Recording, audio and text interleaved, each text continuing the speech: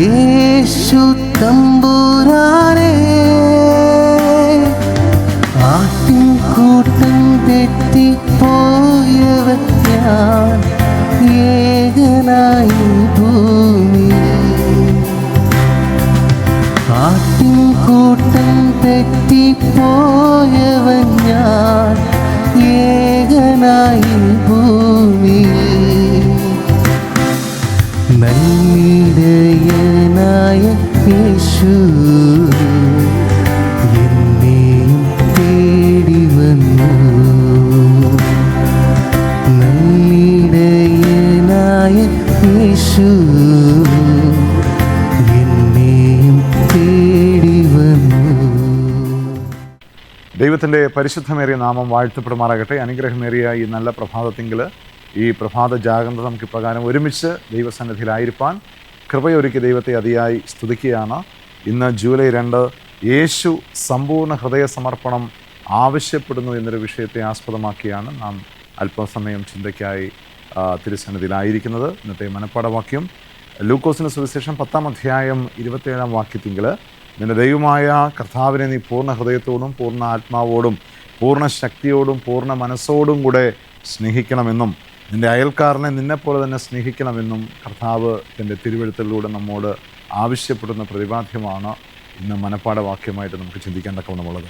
കർത്താവ് നമ്മെ അനുദിനവും നമ്മെ പരിശോധിക്കുകയും നമ്മെ ബലപ്പെടുത്തുകയും നമ്മെ ശക്തിപ്പെടുത്തുകയും നമ്മെ ശാസിക്കുകയും ഉപദേശിക്കുകയും ഒക്കെയും ചെയ്തുകൊണ്ട് ഈ ക്രിസ്തീയ ജീവിതത്തിൽ നമ്മെ നയിക്കപ്പെടുന്നു. കാരണം നമ്മിലുള്ളതായ ദൈവികമായ ചിന്തകളെ ഉണർത്തുവാനും അത് ക്രിസ്തുവിൽ ശക്തിപ്പെടുത്തുവാനും അത് മറ്റുള്ളവർക്ക് ഉപകാരപ്രദമാകുന്ന വിധം നമ്മുടെ ജീവിതങ്ങളെ ക്രമീകരിക്കുവാനും തക്കവണ്ണമാണ്. അതുകൊണ്ടാണ് ഇവിടെ പറയുന്നത്, ദൈവത്തിൻ്റെ ശബ്ദം നിങ്ങൾ കേൾക്കുന്നുവെങ്കിൽ, കർത്താവിൻ്റെ വചനം നിങ്ങൾ അറിയുന്നുവെങ്കിൽ എന്ത് ചെയ്യണം? ആ വചനത്തിൽ ഉറച്ചു നിന്നുകൊണ്ട് എന്ത് ചെയ്യണം? കർത്താവിൻ്റെ സാക്ഷിയായി നാം നിലകൊള്ളണം. വചനം ഇപ്രകാരം പറയുകയാണ്, ഞാൻ നിങ്ങളെ വിളിച്ചു, നിങ്ങൾ നിരസിച്ചു, ഞാൻ നിങ്ങളെ അന്വേഷിച്ചു, നിങ്ങളെ കണ്ടെത്തിയില്ല. കാരണം ഇവിടെ ദൈവത്തിൻ്റെ വചനത്തെ മുന്നിൽ നിർത്തിക്കൊണ്ട് ആ ഒരു സുവിശേഷാഹ്വാനം നടത്തിക്കൊണ്ട് ക്രിസ്തു എന്നെ നിങ്ങളെയും ക്രിസ്തീയ പശ്ചാത്തലത്തിൽ ഉറപ്പിച്ച് നിർത്തുവാനൊക്കെ നാം ശ്രമിക്കുമ്പോൾ നാം അതിൽ നിന്ന് വ്യതിചലിച്ച് പോകുന്നവരാണോ എന്ന ഒരു ഹിതപതിശോന്ന അനുഭവമാണ് ഈ പ്രഭാതത്തിൽ നാം ചിന്തിക്കാനുള്ളത്. അപ്രകാരം ദൈവത്തിൻ്റെ പരിജ്ഞാനത്തെ, യേശുക്രിസ്തുവിനെ കുറിച്ചുള്ളതായ പരിജ്ഞാനത്തെ നാം ഉൾക്കൊണ്ടുകൊണ്ട് ക്രിസ്തുവിൻ്റെ സന്നിധിയിൽ നാം നിലനിന്നില്ല എങ്കിൽ ഇവിടെ തിരുവചനം പറയുകയാണ്, നാം വിളിക്കും, കർത്താവ് കേൾക്കുകയില്ല.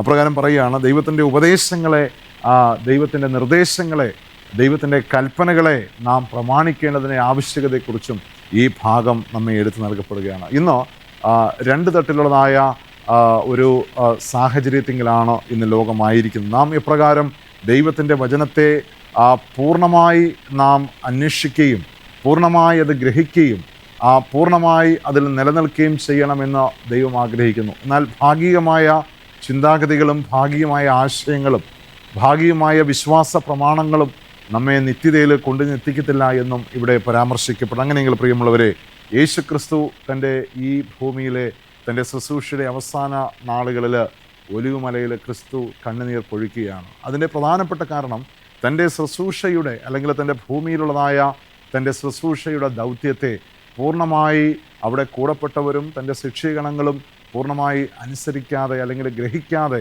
ചിന്തിക്കാതെ ഇരുന്ന കാലം കൊണ്ടാണ്. ആയതിനാൽ ഈ അന്ത്യകാലഘട്ടത്തിൽ കടന്നു പോകുന്ന നാം എത്രത്തോളം ദൈവത്തിൻ്റെ വചനത്തിൽ നിലനിൽക്കേണ്ടതായിട്ടുണ്ട്. അതിലുപരിയായി ആ വചനത്തിൽ നാം പ്രത്യാശയോടെ നിന്ന് മറ്റുള്ളവർക്കത് വഴി കാണിക്കേണ്ട ഒരു ആവശ്യകതയുമാണ്. യേശുക്രിസ്തു തൻ്റെ നേരത്തെ സൂചിപ്പിച്ചതുപോലെ തൻ്റെ അവസാന സമയങ്ങളിൽ, ഈ ഭൂമിയുടെ ശുശ്രൂഷയുടെ അവസാന വേളകളിൽ ക്രിസ്തുവിൻ്റെ ഹൃദയം വളരെയേറെ ഭാരപ്പെട്ടിരുന്നു. കാരണം ഇത്രത്തോളം അത്ഭുതങ്ങളും അതിശയങ്ങളും അടയാളങ്ങളും വചനങ്ങളുടെ നിവർത്തിയൊക്കെയും താൻ ജനങ്ങളോട് പങ്കുവച്ചിട്ടും അവരത് ഗ്രഹിക്കാതെ വണ്ണം എന്ത് ചെയ്തിരുന്നു?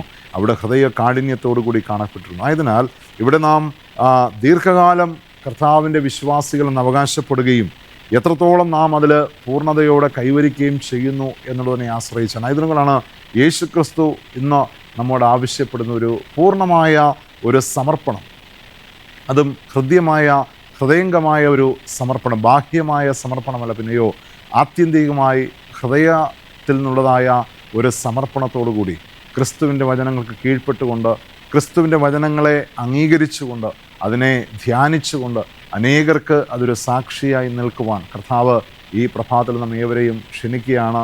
ആ ഒരു പ്രത്യാശയുടെ അനുഭവം നാം കൈവരിച്ചുകൊണ്ട് അനേകരെ ക്രിസ്തുവിലേക്ക് ആനയിക്കാനുള്ള കൃപ കടാക്ഷം ദൈവം നൽകട്ടെ എന്ന് പ്രാർത്ഥിച്ചുകൊണ്ട് ഈ പ്രഭാത ജാഗ്രത വിരമിച്ചു കൊള്ളുകയാണ്. നമുക്കൊരു നിമിഷം കണ്ണുകളെ അടച്ച് നമുക്ക് പ്രാർത്ഥിക്കാം. സ്നേഹവാനായി ഞങ്ങളുടെ നല്ല ദൈവമേ, ഈ നല്ല പ്രഭാതത്തിനായി ഞങ്ങൾ അങ്ങേ സ്തുതിക്കുന്നു.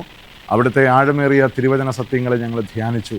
ഞങ്ങളെ വിളിക്കപ്പെട്ടിരിക്കുന്ന ആ ഉന്നത വിളിക്ക് ഞങ്ങൾ യോഗ്യരാകവണ്ണം അവിടുത്തെ വചനങ്ങളെ വിശ്വസിച്ച് അതിൽ നിലനിന്നുകൊണ്ട് അതിൽ മറ്റുള്ളവർക്ക് കർത്താവെ ആ വചനത്തിൻ്റെ വ്യാപ്തിയെ അവരെയും അങ്ങയുടെ പരിജ്ഞാനത്താൽ അവരെയും തിരുസന്നിധിയിൽ ബലപ്പെടുത്തുവാൻ തക്കവണ്ണം ഞങ്ങളെ വിളിച്ചിരിക്കുന്ന വലിയ വിളിക്കായി ഞങ്ങൾ അങ്ങേ സ്തുതിക്കുന്നു.